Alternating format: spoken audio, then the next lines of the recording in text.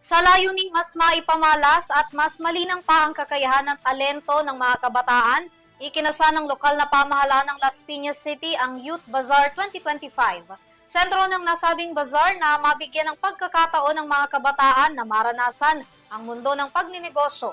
Si Shanja Salayog para sa detalye. Ipinamalas ng mga kabataang negosyante ng Las Piñas ang kanilang pagkamalikhain, inobasyon at determinasyon sa pamamagitan ng pagtatampok ng kanilang mga produkto sa Youth Bazaar 2025.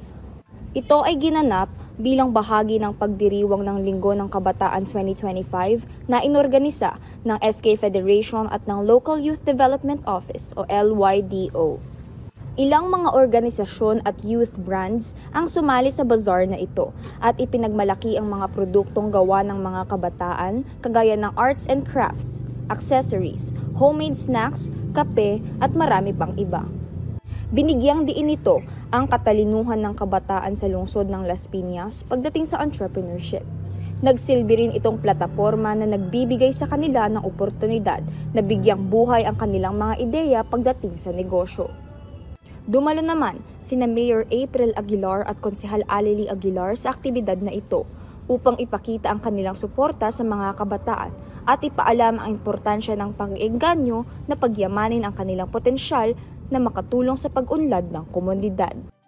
Ang Youth Bazaar 2025 ay hindi lamang magsilbi bilang plataporma para sa kanilang produkto, kundi upang makatulong sa mga kabataang negosyante na madagdagan ang kanilang mga karanasan. Ito ay naghihikayat din sa kanila na magpatuloy at maging inspirasyon sa mga susunod na henerasyon ng mga kabataan. Para sa EuroTV News, Chandra Salayog, sumasaludo sa bawat Pilipino.